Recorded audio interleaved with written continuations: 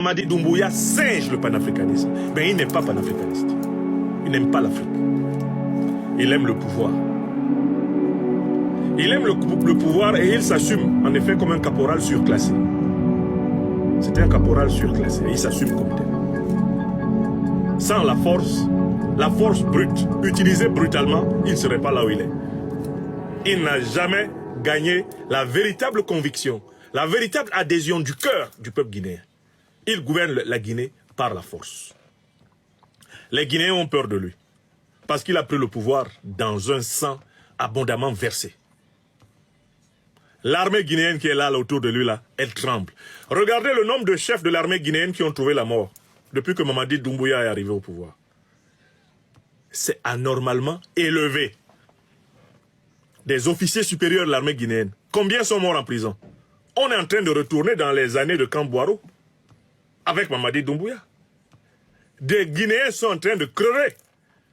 Depuis le mois de juillet, des dirigeants de l'opposition guinéenne ont disparu. Et ça n'empêche pas l'ONU de recevoir Mamadi Doumbouya. Où est Fonike Mengue, que je connais? Où est Fonike Mengue? Monsieur Mamadi Doumbouya, rendez la liberté à Fonike Mengue et donnez-nous les preuves de sa vie. Fonike Mengue et l'un de ses camarades ont été kidnappés depuis plus de bientôt 6 mois. Personne n'en parle. Pourquoi? Pourquoi cette chape de plomb sur les libertés en Guinée? Pourquoi les Guinéens doivent-ils subir une brutalité absolue avec la complicité, l'omerta médiatique? Pourquoi les panafricanistes ne parlent pas de ça? Le peuple guinéen ne mérite pas d'être défendu comme tous les autres. J'ai observé une espèce de... Il y a une espèce d'omerta, c'est comme s'il y avait une complicité. Les gens pouvaient même penser que moi je suis dedans. Non, moi je ne suis pas dedans. Je suis dans aucune complicité dans cette affaire. J'observe. J'essayais de comprendre. J'essayais de comprendre ce qu'il fabrique, Mamadi Doumbouya. Il est en train de détruire toute la vie politique civile en Guinée. Vous avez vu le nombre de dissolutions de partis politiques que le monsieur là a fait? Il dissout les partis politiques comme si lui-même, il était venu par un parti politique. Comme si lui-même là, il comprend la politique. Lui, il comprend la politique où? On doit poser cette question à Mamadi Doumbouya. Mon général, vous comprenez la politique où? Vous avez étudié la politique où?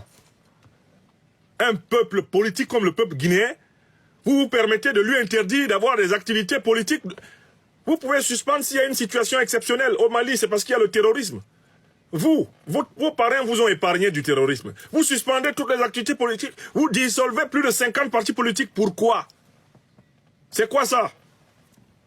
On est où là? Et l'Afrique se tait. Et l'Afrique se tait.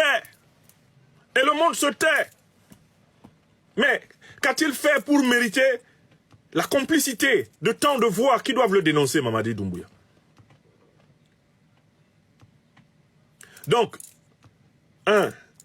C'est un coup d'État néocolonialiste et impérialiste. 2. C'est un anti-panafricaniste notoire, en réalité. D'accord? 3. Mamadi Doumbouya, c'est quelqu'un qui ne respecte pas son peuple, il est coupé de son peuple, il gouverne par la terreur, il est d'une violence incontrôlée envers le peuple guinéen.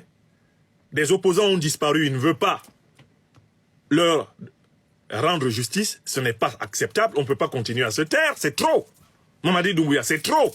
Les Guinéens sont des êtres humains comme tous les autres Africains. C'est trop là. Le général Mamadi Doumbouya est responsable d'un coup d'État réactionnaire, néocolonialiste et impérialiste à la tête de la Guinée. C'est la vérité. C'est ce qui est. Celui qui dit que c'est faux est prié d'aller consulter les éléments que je vais publier sous la vidéo, à savoir les révélations des autorités américaines.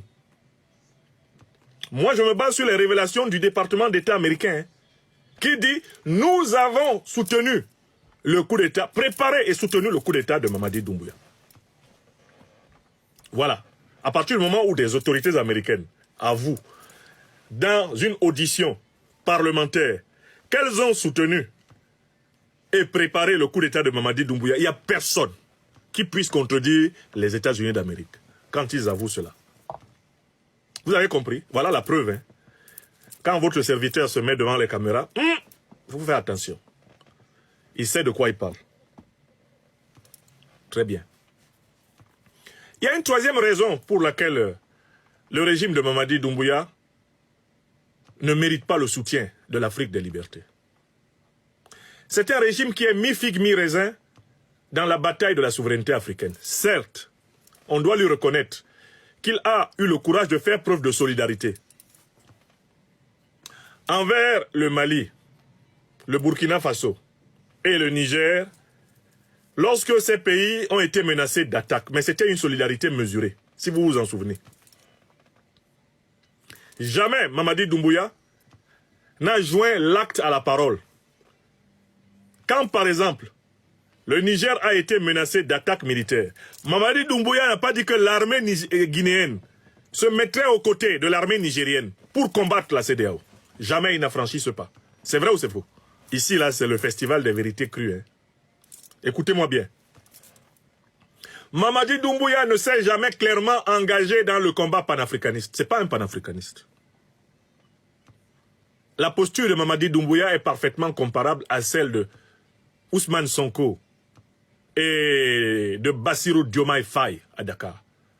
C'est un opportuniste.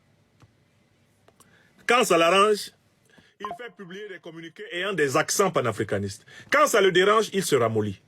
Voilà comment vous avez entendu un officiel guinéen dire que la Guinée est l'ami de tout le monde. C'est du jamais vu dans l'histoire du panafricanisme guinéen. Un dirigeant qui dit que la Guinée est l'ami de tout le monde, c'est-à-dire elle est l'ami des impérialistes, l'ami des colonialistes, l'ami des négriers, l'ami des racistes, elle est l'ami des terroristes, tout comme elle est l'ami des anticolonialistes, des anti-impérialistes, des anti-négriers et des anti-terroristes. Est-ce que c'est possible? Est-ce qu'un pays qui est dirigé par des dirigeants normaux peut dire qu'il